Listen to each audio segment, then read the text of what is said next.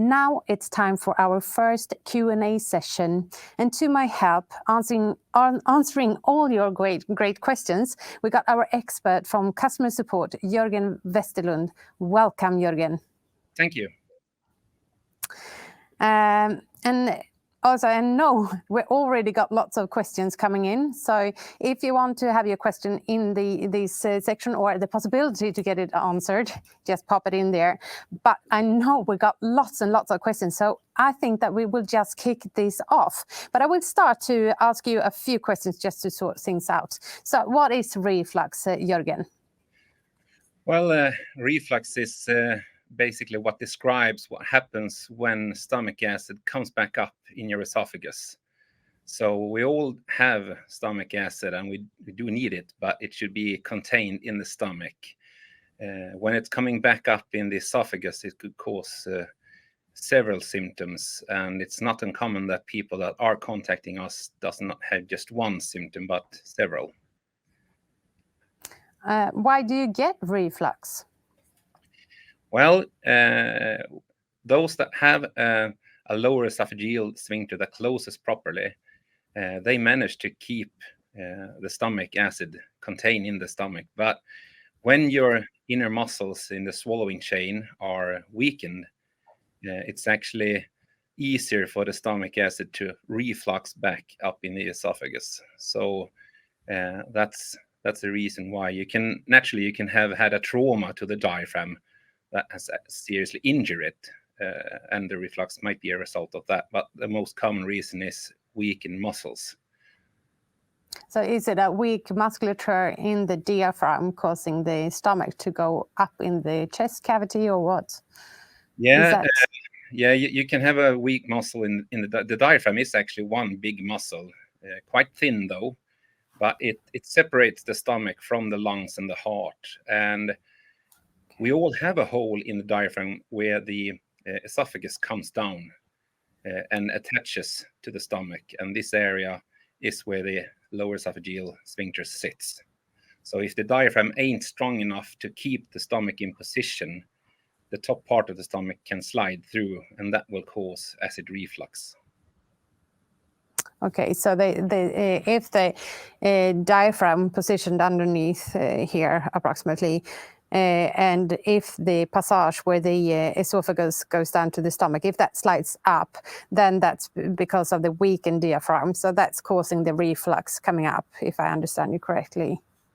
Yes, if you have a strong diaphragm and the stomach sits where it's supposed to sit, reflux will not. So if the diaphragm is strong, then the stomach will be able to keep tight underneath. Is that? The stomach would be correct? Supposed to be, yeah. The only time when the top part of the stomach is allowed or should be allowed to slide through is when you need to get sick, for example. And then the brain sends a signal down to the diaphragm telling it to relax. And you start to feel that you need to get sick. So we talked about a little bit about symptoms. What kind of symptoms can one experience except from heartburn when having reflux? You can have a various number of symptoms, but a common symptom is a feeling of a lump or a piece of food actually stuck in your throat, even though you don't have it.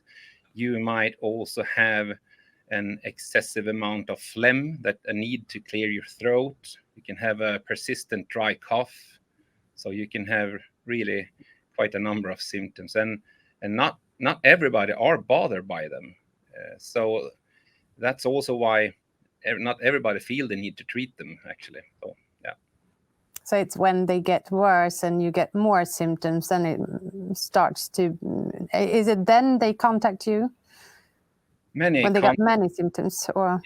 And also you have to bear in mind that some people have had this for decades, and before IQoro there really was no way to actually treat the root cause. So many are contacting us now, but they describe that they have had this problem for a lot of years, but they've been told to take PPI medication. They've been told that they just got to live with it. They have been given diet changes. They have lifestyle changes of all sorts, but nothing that really addresses the root cause. and then they come to you. Yeah. So, Jörgen, we got so many questions here. It's so exciting. So I will just kick off here. Let's get started. Can IQoro help with a patulous hiatus? Patulous hiatus. Not yeah, sure maybe that's a patulous means in Swedish, but so I'm not familiar with that particular word actually, and I don't have a dictionary with me, so I can't really translate that. I'm sorry. No. So if you so that question, perhaps write to our customer support info@iqoro.com, and we can take a little bit longer to look at that to see if we can help out with that question. And that's regarding other questions as well. If you want in-depth answers, which we might not be able to give here live, just write to the customer support and they will help you out there. But we pop to the next question then. Let's see here. Chat from website from Shirley. I used to sing at church very well, but I can't sing anymore because I will start coughing. I have changed my eating habit, but nothing has changed. Okay. Well, this is also a quite common symptom, really. You can have a persistent dry cough, or if your acid reflux is quite severe, you can even experiencing loss of voice or at least hoarseness. So we do have a lot of singers, either that they sing in a choir or they are solo singers, that contact us when they feel that their voice is becoming weaker, or that they actually loses their voice on and off. So in that case, I can tell Shirley that she can start training with IQoro, because as I said earlier, if the diaphragm is stronger, it will keep the stomach in place, and acid reflux won't be able, stomach acid won't be able to come back up in the esophagus, and actually all the way up and down the windpipe, and that's what causing the hoarseness. Small particles of stomach acid can be very well irritating to the vocal cords. So causing that cough, that irritating, repetitive cough, dry cough. Yeah. Great answer there. So we go to the next here. Let's see. Is there a difference between lansoprazole, omeprazole, and dexlaraprazole? Difficult to pronounce all these sort of medicaments. I've been on lansoprazole for a number of years. A recent endoscopy indicated non-erosive acid reflux. Would a different PPI be more beneficial? I can see before and just pop these questions to you. I guess this would be something that would need a little bit more depth. but actually, the difference between what do you say? Yeah, the difference between different medications such as omeprazole, lansoprazole, or in this case dexlansoprazole, you better talk to your doctor about that. There could be small variations, but when it comes to medication, I'd recommend talking this directly to your doctor, which are probably the best suited one to answer those questions. But given the endoscopy that had been done, it says non-erosive acid reflux, and that means that the lining of the esophagus has not yet been irritated or erosive as a result from the acid reflux. What we do know is that if this continues for many years, there can be some erosion on the lining. It could lead to small ulcers even. So yeah, that's probably what's been shown in endoscopy, non-erosive acid reflux. So perhaps the person hadn't been suffering from this for many years just yet. Yeah, but consult regarding the difference between the medicines. Consult your doctor is your answer, as I get you, Jörgen. And then I got another one here from Helen. Oh, maybe it disappeared. No, there it is. And she says, I'm so grateful to Mary for her ingenious research and for bringing the world IQoro. It has helped reduce my hiatus hernia and its related symptoms. I also have a patulous hiatus, which I don't altogether understand. Can IQoro also help with this, please? Yeah, I guess what you're going to answer. It was the same patulous hiatus, which we're not really well aware about the Swedish term for that, so I really don't know. Yeah. But you can say write the question, Helen, to our customer support, and we can just check the dictionary there to make sure we understand the term correctly. Sorry for that. And then we got another one from Rivka Schlingsinger, I think. Sorry for the pronunciation, it might be wrong. Am I too old for IQoro to help me? Well, no one is really too old, I would say, because we do have everybody from very small children, from infants even, and up to the very respectable age of 99 years, which we had a gentleman here outside Hudiksvall that started training with IQoro. So the answer is no, you can't be too old to start training. I also see Helen has clarified what she meant with patulous, a wide opening. So by that, Helen, thank you for explaining for me. My English isn't that perfect, but if you have a wide opening, it means that, yes, you can start training with IQoro. You can have different sizes of your hernia, everything from a small up to a large hernia. So yeah, so that for that reason she can start training.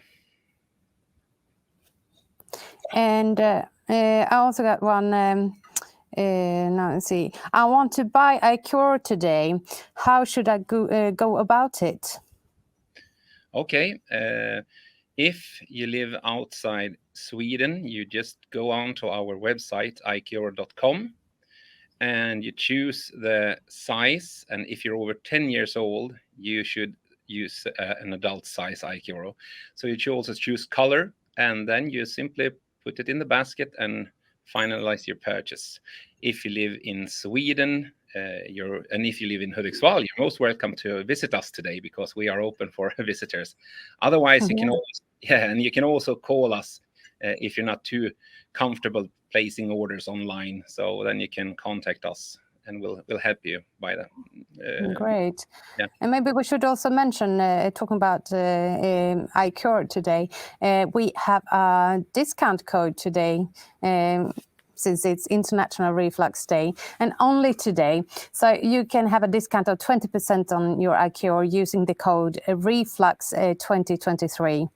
And with that, we go to the next question. I've just had an endoscopy and been told I have a sizable hernia.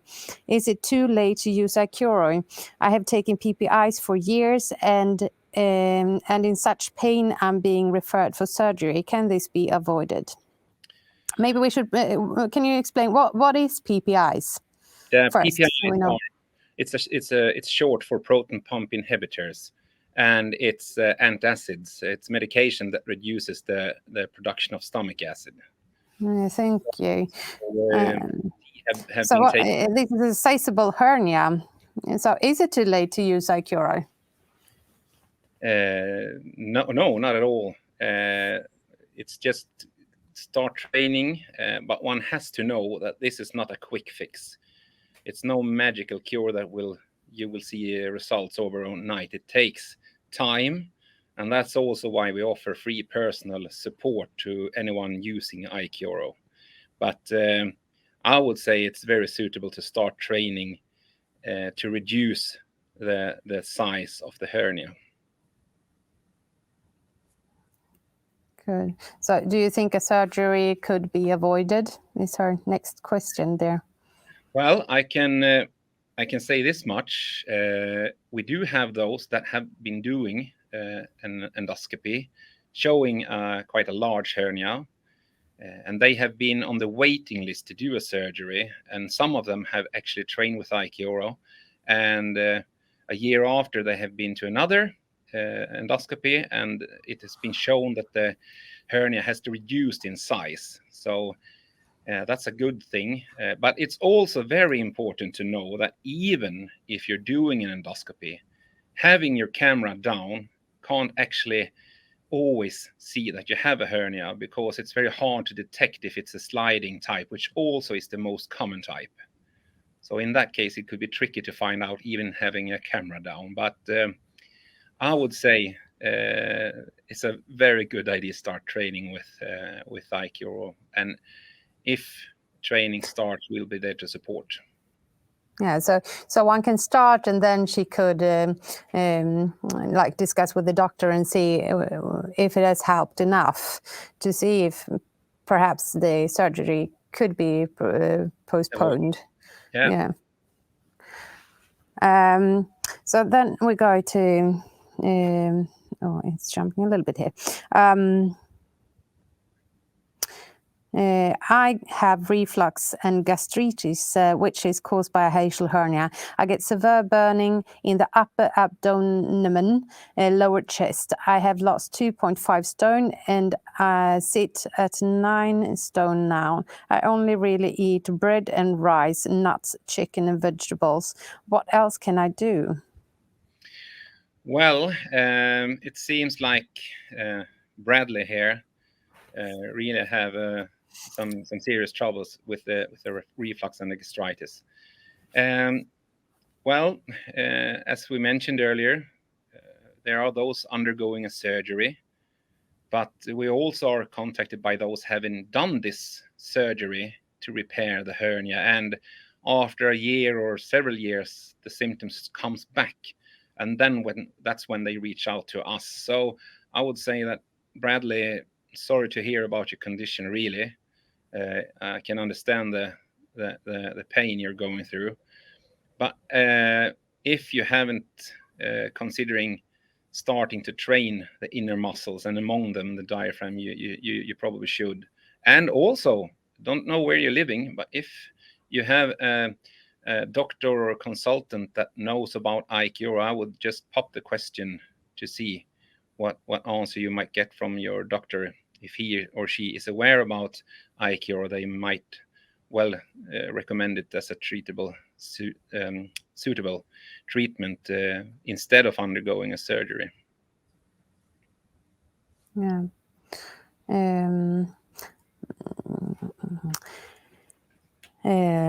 Question from Bev Horner here. What about sleep apnea and IQoro? Is it possible? No, she here. Yeah. Is it an effective option? Yeah, it's actually so interesting that this question comes up, because there is an ongoing study now about snoring and sleep apnea, because IQoro has been proven to be a real good alternative to treat snoring and or sleep apnea. So I would definitely ask Bev to either make contact with the doctor discussing that, or contacting us, because there are several people training with IQoro for that reason. They're not training for acid reflux. This given the fact that this is the International Reflux Day, but I would say snoring and sleep apnea is a very common reason to also start training with IQoro. If snoring depends on polyps in the nose or some sort of allergy that makes you tight in the airways, then IQoro might not be suitable. But if it's due to weak muscles, and in this case the soft palate and the tongue and the throat, it's very suitable to start training to strengthen that area as well. And then we got, how do you know if you have, it jumps here. How do you know if you have low acid, even if you are on PPI? Well, that I know. I wouldn't know how you know if you have low acid, even if you're on PPI. That's better something your doctor could explain, I think. We do know that PPI medication lowers the production of stomach acid, but I'd say that Knut would need to undergo some sort of test measuring the pH in the stomach, perhaps to find out that one out. So contact your doctor to find out that one. And I can add there, talking to Pete and Peter earlier, the functional medicine, they said, we talked a little bit about low stomach acid, and they said that you had to do a lot of tests, as you say, and also it's difficult. You don't know, they said, you don't know if you have low acid. You need to do some trial and error, but I think, as Jörgen says there, their recommendation would have been to contact your doctor or GP.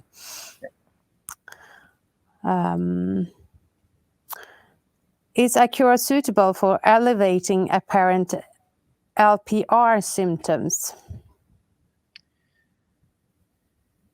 Yeah, you can have, like I said in the beginning, there are, you can have one or several different symptoms from a hiatal hernia, and LPR is one of them. So yes, it's very suitable to treat LPR symptoms caused by LPR as well. Can you explain what LPR symptoms are?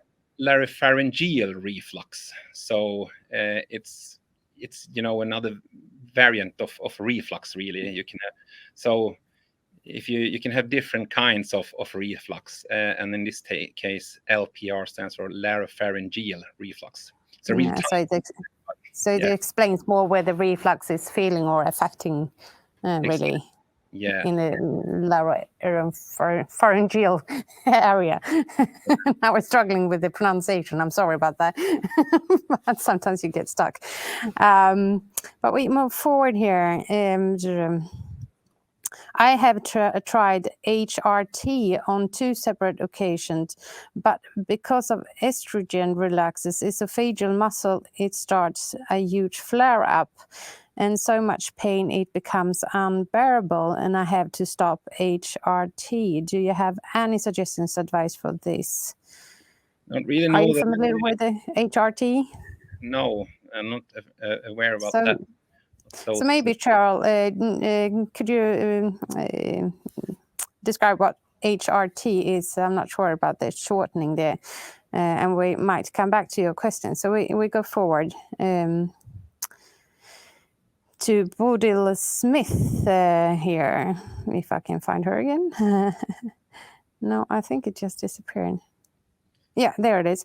I was operated 11 years ago in the thyroid gland, and the doctor cut the nerve to the vocal gland. After 2 years, I had intubated an implant to be able to talk again. Can I use an IQoro to help my reflux with this implant? Wow, that Bodil, seems like you've been undergoing some serious surgery there. I would say you have an implant making you able to talk again. I'm not sure here. I'd better recommend you to give us the full description of your condition by an email. You also have, you was operated on the thyroid gland as well, and so we cut the nerve to the vocal gland. Well, if I would say, I wouldn't say yes or no here, because I would need some more information. But if it's stomach acid still coming up all the way up in the esophagus and down the windpipe causing you trouble, I can't see why you could not start training with IQoro to be able to reduce the amount of reflux happening. But I can't say if it's the reflux or but it's the implant that is. Yeah, so write a little bit more to our info@IQoro.com, because we need to wrap up this Q&A session, but don't despair, it will be one more time later this evening. So check out the program at IQoro.com to see when we have the opportunity to answer more of your questions. And great, thank you for the huge engagement here, putting the questions down here, and thank you, Jörgen, trying to answer all these questions. It's been great and interesting. Thank you. Thank you. Thank you. Bye.